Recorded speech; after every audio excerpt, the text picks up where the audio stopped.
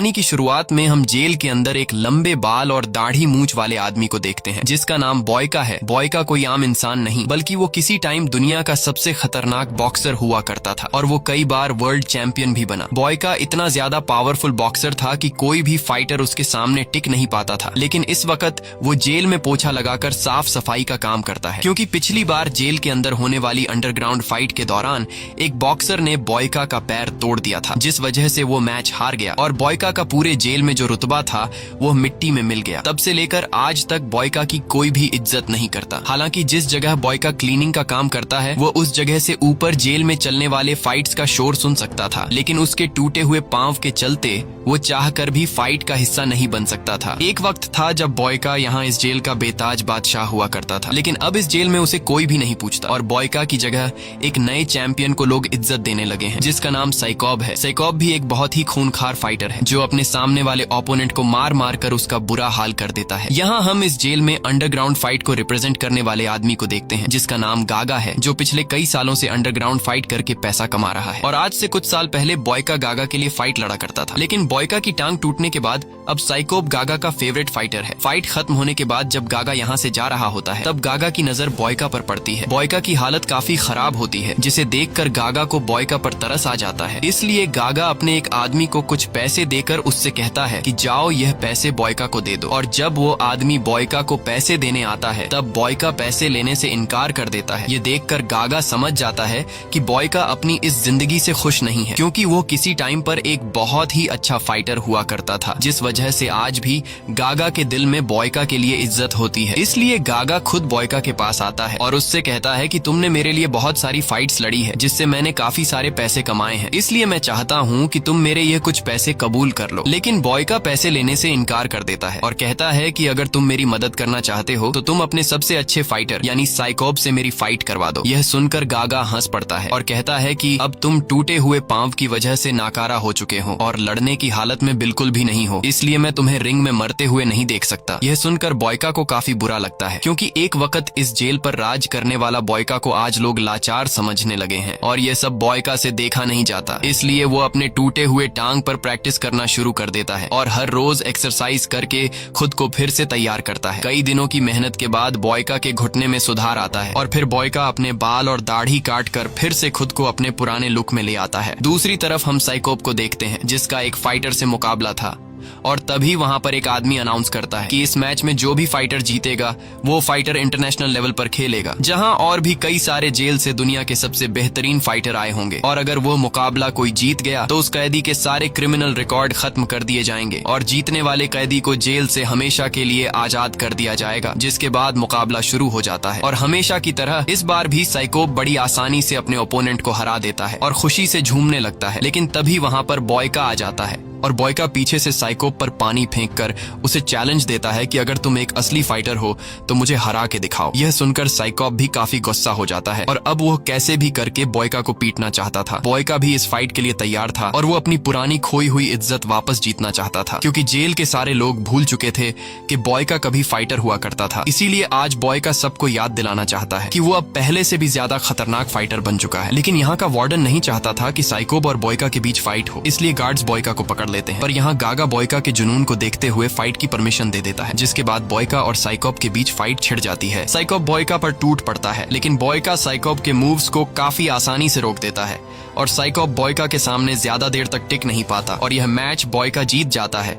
ये देखकर जेल के सभी लोग चौंक जाते हैं और गागा बॉयका के फाइटिंग स्किल से काफी इम्प्रेस हो जाता है। गागा देखता है कि बॉयका में अभी भी वही पुरानी आग जल रही है, इसीलिए गागा साइकोब की जगह बॉयका को इंटरनेशनल बॉक्सिंग टूर्नामेंट के लिए सिलेक्ट कर लेता है। लेकिन उस टूर्नामेंट में हिस्सा लेने के लिए बॉयका को इस जेल से दूसरे जेल जाना पड़ेगा और फिर अगले ही दिन बॉयका को उस जेल भेज दिया जाता है जहां पर यह टूर्नामेंट होने वाला है। लेकिन अंदर आते ही बॉयका देखता है कि यहाँ और भी कई सारे फाइटर आए हुए हैं और ये दुनिया के सबसे बेहतरीन फाइटर्स हैं। ये सभी अलग अलग कंट्री से इस फाइट में हिस्सा लेने के लिए आए हैं और हर एक फाइटर इस मैच को जीतने की उम्मीद रखता है, क्योंकि इन्हें पता होता है कि जो भी फाइटर फाइनल मैच जीतेगा उस फाइटर के सारे क्रिमिनल रिकॉर्ड खत्म कर दिए जाएंगे और साथ ही उसे जेल से भी आजाद कर दिया जाएगा। और इन्हीं फाइटर्स में से एक फाइटर जिसका नाम टर्बो है वो वार्डन के साथ बदतमीजी करने लगता है, लेकिन इस जेल का वार्डन बहुत ही ज्यादा स्ट्रिक्ट था, इसीलिए गार्ड टर्बो के पैर में स्टिक मारकर उसे नीचे गिरा देता है। अब यहाँ वार्डन टर्बो और बाकी फाइटर्स के पास आकर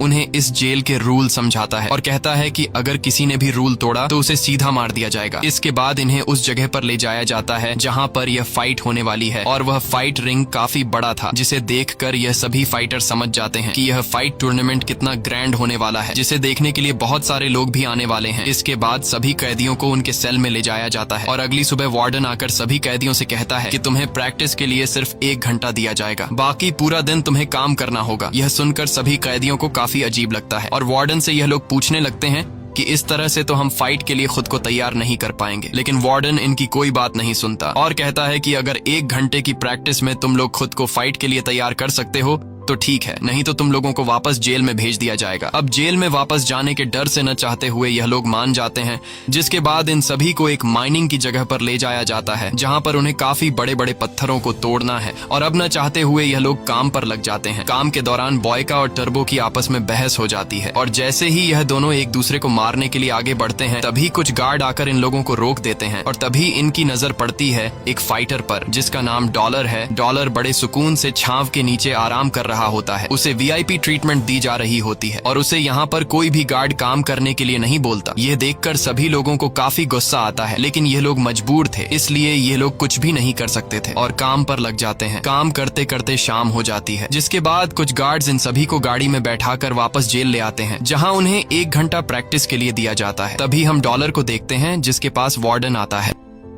और वार्डन यहाँ पर डॉलर को एक डब्बे में ड्रग्स देता है। ये ड्रग्स परफॉर्मेंस एनहांसमेंट के लिए होते हैं, जिसे लेने के बाद डॉलर की बॉडी में और भी ज्यादा पावर आ जाएगी और वो अपने ओपोनेंट को आराम से हरा देगा। अब यहाँ वो दिन आता है जिस दिन टूर्नामेंट स्टार्ट होने वाला था और पूरे दुनिया में सट्टेबाजी होना शुरू हो जाती है, जहाँ पर सभी लोग अपने फेवरेट फाइटर्स पर पैसा लगाने लगते हैं। जिसके बाद पहली फाइट शुरू हो जाती है। यहाँ हम पहले फाइटर को देखते हैं जिसका नाम सिल्वा है। सिल्वा एक बहुत ही अच्छा फाइटर है जो अपने अच्छे फाइटिंग स्किल्स की वजह से अपने ओपोनेंट को बहुत ही जल्दी हरा देता है और सिल्वा ये मैच जीत जाता है, जिसका मतलब कि सिल्वा सेमीफाइनल के लिए क्वालिफाई कर गया है। इसके बाद दूसरी फाइट होती है टर्बो की और यहाँ हम टर्बो की फाइटिंग के अंदाज को देखकर समझ जाते हैं कि टर्बो कोई कच्चा खिलाड़ी नहीं है। टर्बो अपने ओपोनेंट से बहुत ही तेजी से फाइट कर रहा होता है, जिससे उस दूसरे फाइटर को टर्बो पर वार करने का मौका ही नहीं मिलता और टर्बो उस फाइटर को हराकर सेमीफाइनल के लिए क्वालिफाई कर देता है। अब तीसरी फाइट होती है बॉयका की और उसका ओपोनेंट फ्रांस का बेहतरीन फाइटर डुपॉन होता है। अब जैसे ही फाइट की शुरुआत होती है तब डुपॉन बॉयका पर हमला कर देता है, लेकिन बॉयका बड़ी आसानी से डुपॉन के पंचेस से खुद को बचाता है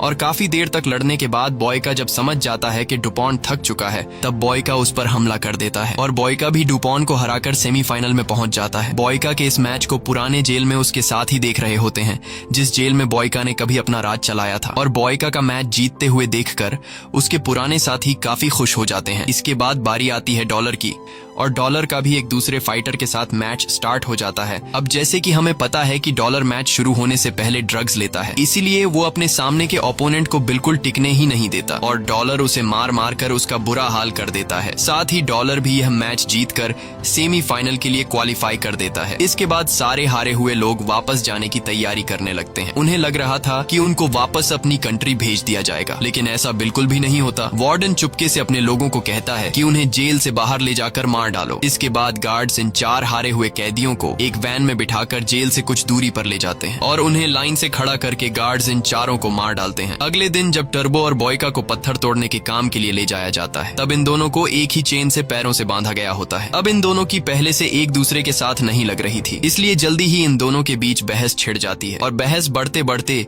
इनके बीच फाइट शुरू हो जाता है। ये दोनों एक दूसरे को बुरी तरह से मारते हैं और तभी कुछ गार्ड्स की नजर इन पर पड़ती है। गार्ड्स इन दोनों को लड़ते हुए देखकर जल्दी उनके पास आकर इन्हें छुड़ा लेते हैं और अब क्योंकि इन दोनों ने एक दूसरे के साथ लड़ाई करके रूल्स को तोड़ा है, इसलिए गार्ड्स इन्हें जाकर काल कोठरी में बंद कर देते हैं और काल कोठरी में रहते हुए इन दोनों को 1 घंटा एक्सरसाइज के लिए भी नहीं दिया जाता।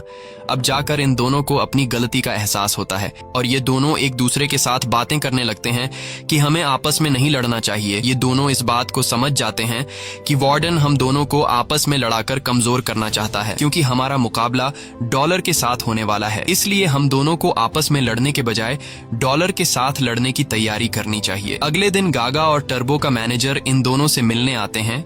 यहाँ टर्बो और बॉयका इन दोनों को बताते हैं कि हमारे साथ यहाँ पर काफी बुरा सलूक हो रहा है। हमारे से यहाँ पर दिन रात पत्थर तोड़ने का काम लिया जा रहा है, जबकि हम लोग फाइटर्स हैं और हमें फाइट के लिए तैयार होने का ट्रीटमेंट देने के बजाय हमसे मजदूरी ली जा रही है। ये सुनकर गागा और टर्बो के मैनेजर को काफी गुस्सा आता है और ये दोनों सीधे वार्डन के ऑफिस में जाते हैं। यहाँ वार्डन इनकी मुलाकात करवाता है रीजो नाम के एक आदमी से। रीजो जॉर्जिया का सबसे बड़ा डॉन है और रीजो ही यहाँ का इंटरनेशनल फाइट करवा रहा है, यानी कि सारा का सारा कंट्रोल इसके हाथ में है। और रीजो का फाइटर कोई और नहीं बल्कि डॉलर है, इसीलिए डॉलर को यहाँ वीआईपी ट्रीटमेंट दी जा रही है। यहाँ गागा इससे पूछता है कि हमारे फाइटर के साथ ऐसा सलूक क्यों हो रहा है। तब वो माफिया डॉन गागा से कहता है कि यह सब कुछ जानबूझकर किया जा रहा है। मैंने ही वार्डन से कहा है कि वो बाकी सारे फाइटर से काम करवाए ताकि वो लोग कमजोर हो जाए, और जब फाइनल में मेरे फाइटर डॉलर के सामने जो फाइटर भी आए वह डॉलर के सामने ज्यादा देर तक टिक नहीं पाए। यहाँ माफिया डॉन इन दोनों को यह भी बता देता है कि इस फाइट की शुरुआत से पहले इसका विनर फिक्स हो चुका है और वो विनर कोई और नहीं बल्कि मेरा फाइटर डॉलर है। इसीलिए तुम दोनों को भी मेरे फाइटर पर पैसे लगाने चाहिए। अगर तुम्हें ज्यादा पैसे कमाने हैं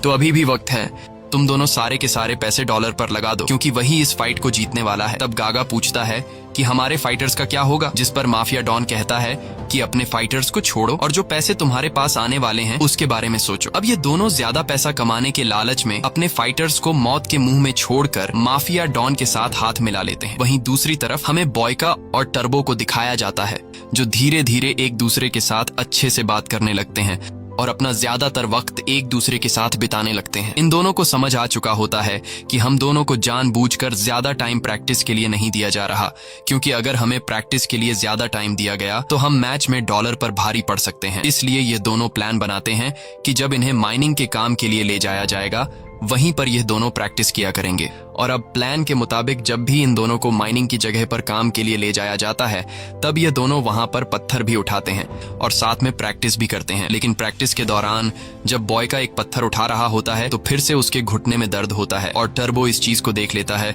जिसके बाद टर्बो उसे कुछ जड़ी बूटियां देकर कहता है कि इसे अपने घुटने पर लगा लेना, जिससे तुम्हारा घुटना जल्द ही ठीक हो जाएगा। बॉयका टर्बो की इस सजेशन से काफी खुश हो जाता है। यहाँ हम देखते हैं कि अब इन दोनों के बीच कहीं ना कहीं दोस्ती होना शुरू हो गई है। ये दोनों साथ बैठकर खाना खाते हैं और जेल का जो काम भी हो ये दोनों साथ मिलकर करते हैं। तभी बॉयका की नजर पड़ती है टर्बो के सीने पर बने टैटू पर, जिसे देखकर बॉयका पूछता है कि इस टैटू का मतलब क्या है। तब टर्बो बताता है कि यह टैटू मैंने अपनी वाइफ और बेटी के नाम पर बनाया है। मैं पिछले कई सालों से जेल में हूँ और मेरी बेटी को अब तक नहीं पता कि मेरा पिता जेल में है। जब मेरी बेटी मेरे बारे में पूछती है तब मेरी वाइफ उसे झूठ कहती है कि तुम्हारे पिता किसी काम से दूसरी कंट्री गए हैं और जल्द ही आ जाएंगे। ये सुनकर बॉयका को टर्बो के लिए काफी बुरा लगता है। इसके बाद टर्बो बॉयका से पूछता है कि तुम जेल में कैसे आए और एक फाइटर कैसे बने। तब बॉयका बताता है कि ऊपर वाले ने मुझे फाइट के लिए बनाया है और मैं जानता हूँ कि मैं दुनिया का सबसे बेहतरीन फाइटर हूँ। फाइट के अलावा मुझे कुछ भी नहीं आता, इसीलिए मैं फाइट लड़ता हूँ ताकि दुनिया जाने कि मैं कौन हूँ। और अब वो दिन आ जाता है जिस दिन बॉयका और सिल्वा का सेमीफाइनल होने वाला है। सिल्वा बहुत ही फास्ट और स्ट्रॉन्ग है। सिल्वा को उसके फुर्तीलेपन के लिए जाना जाता है। ये दोनों ही प्लेयर आज का मैच जीतने के लिए पूरी तैयारी करके आए होते हैं, क्योंकि ये दोनों जानते थे कि अगर आज का मैच जो प्लेयर जीत गया वह फाइनल के लिए क्वालिफाई कर जाएगा। इसके बाद मैच स्टार्ट हो जाता है और सिल्वा बॉयका पर टूट पड़ता है। सिल्वा जो कि काफी ज्यादा फ्लेक्सिबल होता है, इसलिए वह बॉयका से काफी अजीब तरीके से लड़ने लगता है। बॉयका को कुछ समझ नहीं आ रहा होता कि सिल्वा पर कैसे हमला किया जाए।